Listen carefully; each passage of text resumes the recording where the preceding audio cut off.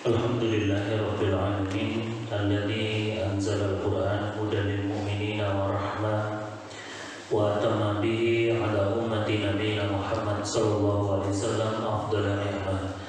Asyhadu an la ilaha illallah wa asyhadu anna Muhammadan abduhu wa rasuluh sallallahu alaihi wa ala alihi wa sallama tasliman katsira. Subhanaka la ilma lana illa ma 'allamtana innaka antal alimul hakim. Rabbi zidna ilma warzuqna fahma.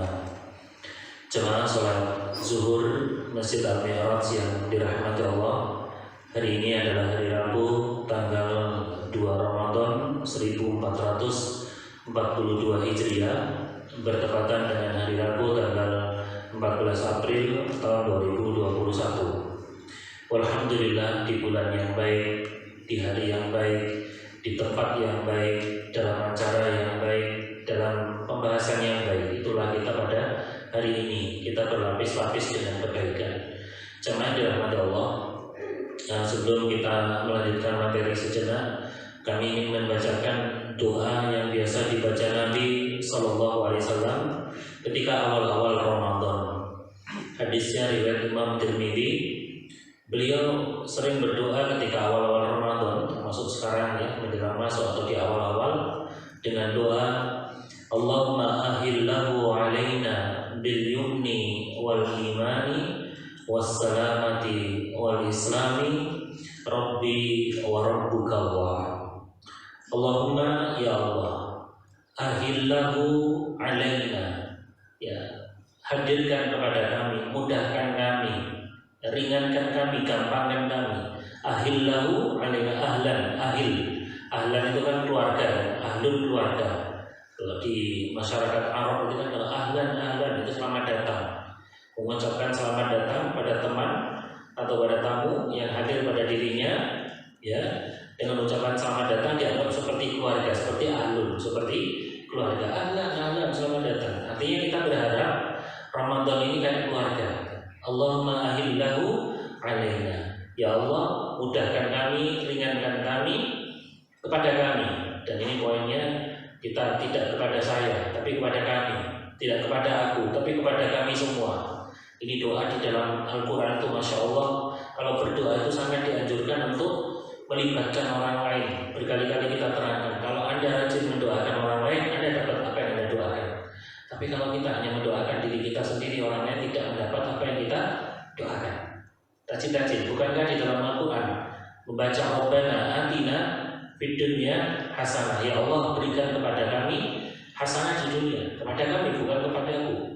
Minta pasangan yang solih dan solihah qurrata a'yun. Rabbana hab lana min azwajina, ya Allah karuniakan kepada kami, bukan kepada aku. Menjaga keimanan agar istiqomah tidak dicabut oleh Allah setelah Allah memberi hidayah. Rabbana la tuzigh qulubana, ya Allah jangan cabut dari hati-hati kami, ya insyaallah.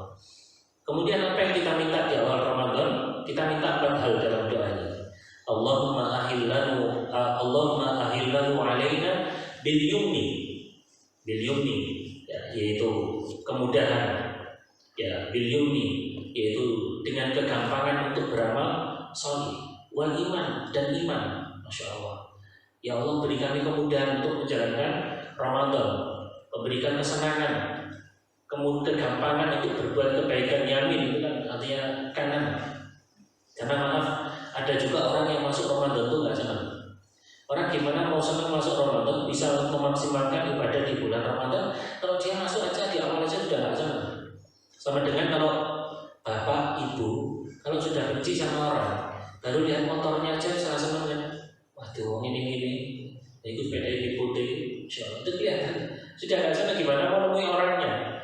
Baru dengar target Ramadan, ya, selamat datang bulan Ramadan, marhaban bulan Ramadan, di mana-mana ada kajian Ramadan, nggak senang. Gimana mau senang menghadapi Ramadan? Makanya permohonan Nabi Sallallahu Alaihi Wasallam, Allahumma ahillahu alaina bil yumni, ya Allah masukkan kami Ramadan dengan kemudahan, ketenangan, dan masukkan ketenangan. Karena ada orang masuk Ramadan nggak tenang, baru masuk Ramadan sudah nggak tenang.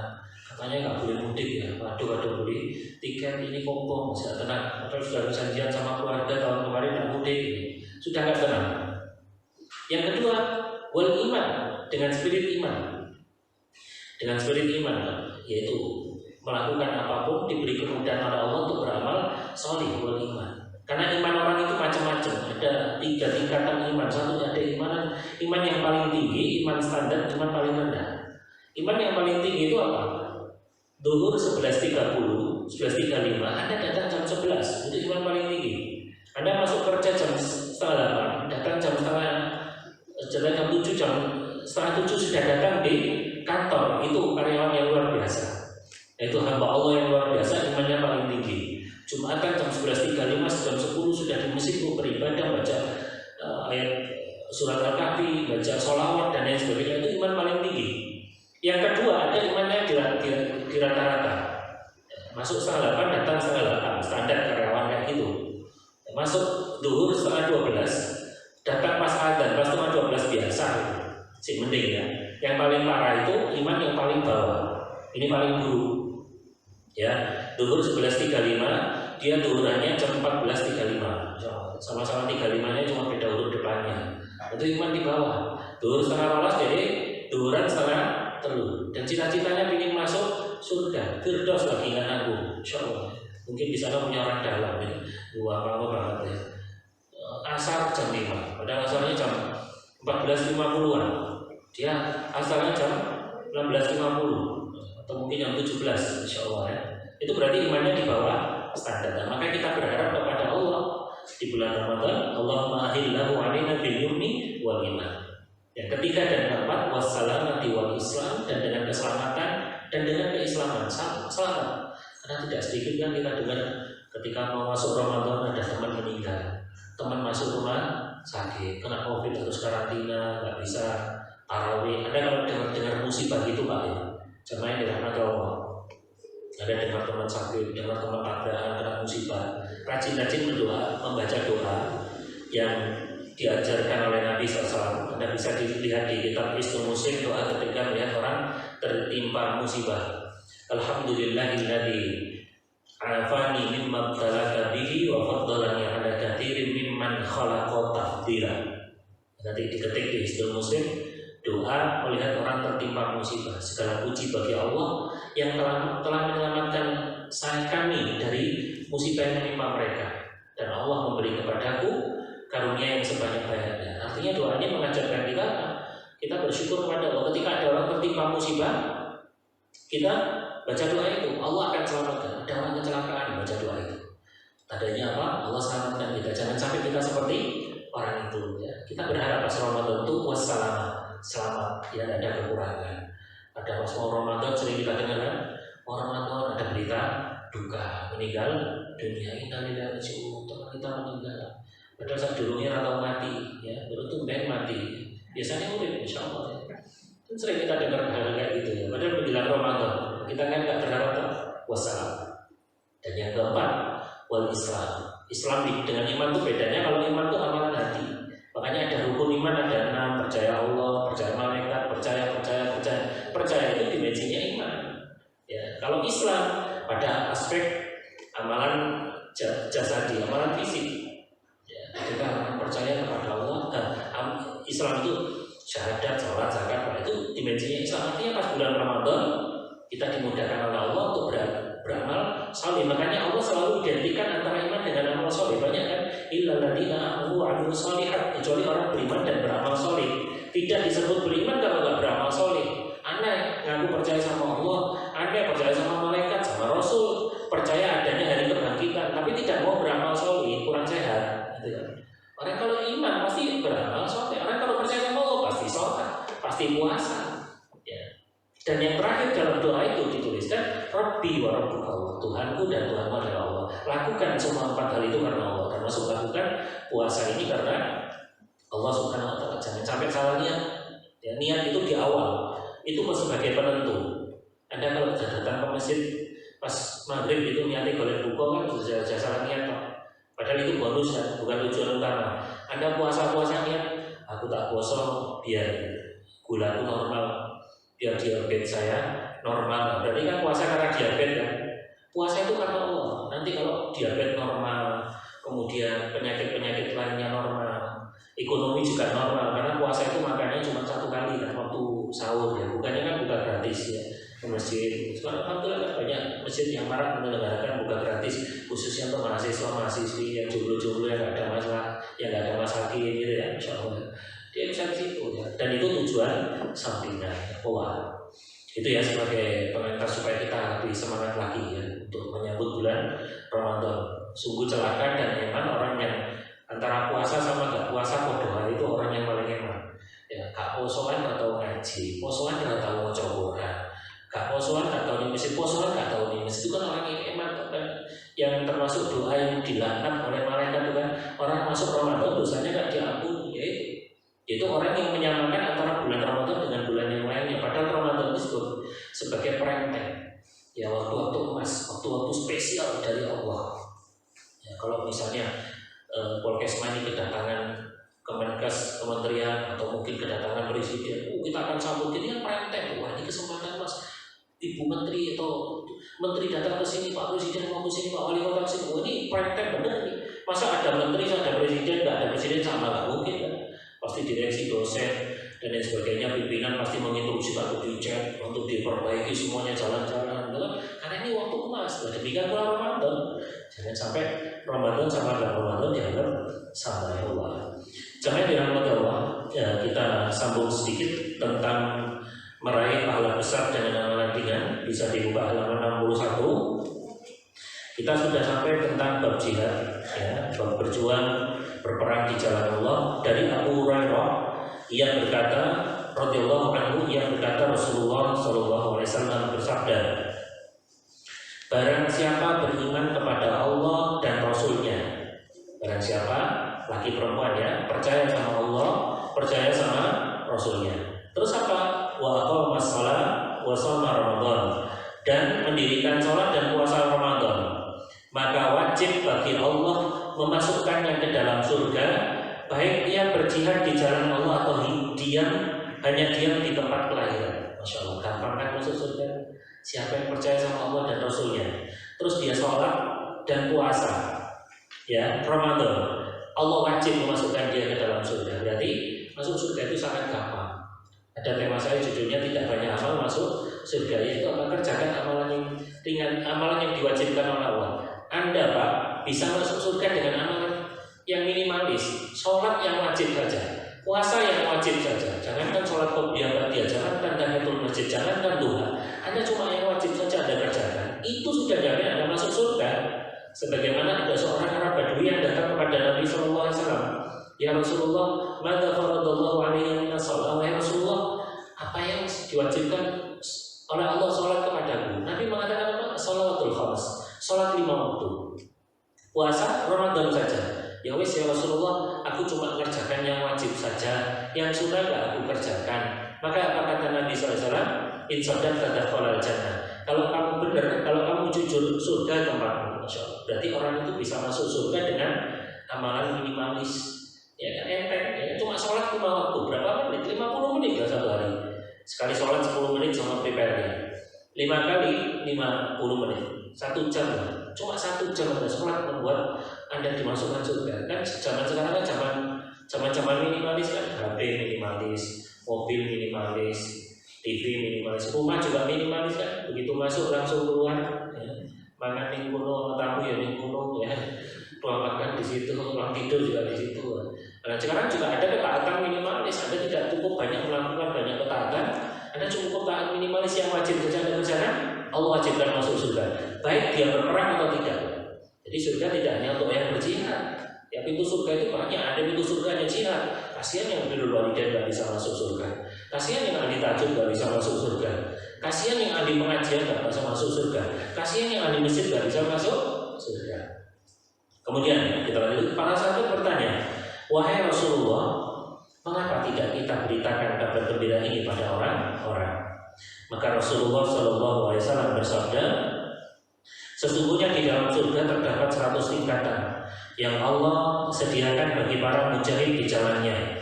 Antara satu tingkatan dengan tingkatan yang lainnya sebagaimana jarak antara langit dan bumi. Maka jika engkau meminta kepada Allah, mintalah surga Firdaus, mintalah Firdaus. Dan karena Firdaus itu terletak di tingkat paling utama dan juga tingkat tertinggi, saya menduga beliau bersabda, di atasnya adalah singgasana Ar-Rahman dan sungai-sungai mengalir dari tempat itu. Jadi jamaah yang dirahmati Allah, dalam hadis ini cukup jelas kalau kita minta surga, suruh minta surga Firdaus. Ya jangan surga yang kan ada orang ngaku ya orang busuk, orang ngomong yang penting minta hasil yang masalah. Lalu minta hasil yang keturutan deh, kebetulan. Ibaratnya kalau Anda bercita-cita, itu gantungkan cita-cita itu setinggi. Nah, ingin jadi apa dokter? Berarti kalau dokter berarti wong tua ya. Cuma dulu kan kalau cita-cita masih jadi dokter. Kalau dokter nggak keturutan jadi perawat gitu. Karena ingin jadi profesor adalah dokter gitu. Cita-cita itu tinggi, ini minta surga itu yang tinggi. Surga paling tinggi itu Firdaus. Jadi surga itu bertingkat-tingkat, pintunya juga ada 8. Orang masuk surga itu melalui banyak pintu. Ada yang masuk surga lewat berbakti sama orang tua, ada yang lewat tahajud, ada yang lewat puasa, ada yang lewat sedekah. Sampai Abu Bakar bertanya kepada Rasulullah, ya Rasulullah, apa mungkin kami masuk pintu surga lewat semua pintu?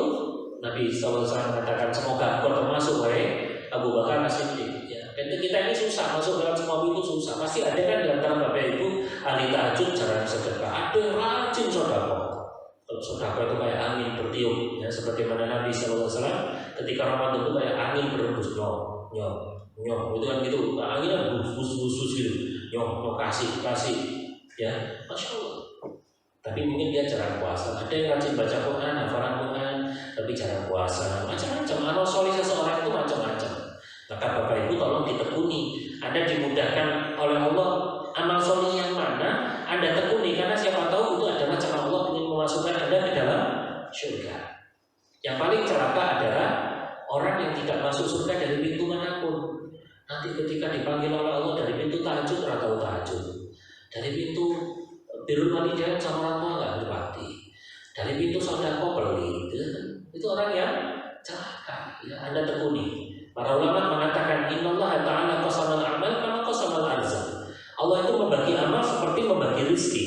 Ada orang yang amal rezekinya diluaskan, ada yang disempitkan, ada yang dilapangkan, ada yang kekurangan, ada yang hampir-hampir sampai bingung ngentekno. Kalau kita kan bingung boleh ya. Ini ada orang yang bingung ngentekno. Jadi terhadap rezeki itu ada dua. Ada orang yang susah miskin, ada orang yang susah kaya. Kalau kita nggak tahu di mana. Kalau Abdurrahman dulu susah miskin, uangnya melarat ya. Pokoknya dari duit ya, Masya Allah. Karena ada orang juga seperti itu Pak. Jadi bikin melaratnya kayak so ditekoni dunia terus ya, Masya Allah ya. Makanya Allah itu membagi amal seseorang itu seperti Allah membagi rezeki pada hamba-hambanya. Ada yang banyak, ada yang sedikit, ada yang tahajudnya rajin, cuma dia males sedekah, ada yang sedekahnya rajin, males puasa. Pokoknya ada di mana amalnya. Iya, Ustaz, saya itu gampang, tahajud saya jam 3 itu mesti bangun. Saya jam 2 Ustaz, apa yang bisnis terus tidur lagi. Dan mungkin itu amal Anda. Mungkin amal Anda saya tidak bisa niru, amal saya Anda tidak bisa meniru ya, karena masing-masing orang itu masuk surga dengan pintu masing-masing.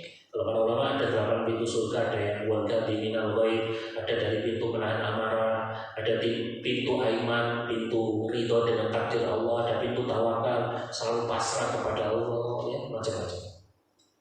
Kemudian ini diterangkan ya, wajah safi baitihi, hanya diam di rumahnya, mengandung kelenturan agama Islam bagi siapa yang terhalang oleh keadaan untuk berjihad, dan bahwa dia tidak terhalang untuk mendapatkan pahala, bahkan dia memiliki iman dan konsistensi terhadap amal-amal fardhu yang menyampaikan kepada surga walaupun masih di bawah derajat mujahidin. Jadi dalam Islam itu lentur. Mungkin ada yang tidak bisa jihad seperti ini kan, dia bisanya cuma beramal soleh yang wajib walaupun dia nggak berangkat perang. Allah sudah mewajibkan dia masuk ke dalam surga ya. Halaman 63 di sini disebutkan, hadis ini juga mengisyaratkan bahwa terkadang derajat seorang mujahid dapat diraih juga oleh selain mujahid. Bisa jadi dengan niat yang tulus atau dengan mengerjakan perbuatan-perbuatan yang baik. Karena Nabi SAW memerintahkan semua manusia agar berdoa memohon surga Firdaus. Ya, setelah beliau mengabarkan bahwa surga tersebut disediakan untuk para mujahid. Para mujahid akan dimasukkan ke dalam surga Firdaus. Kita yang nggak bisa jihad minta surga Firdaus, maksudnya seperti itu.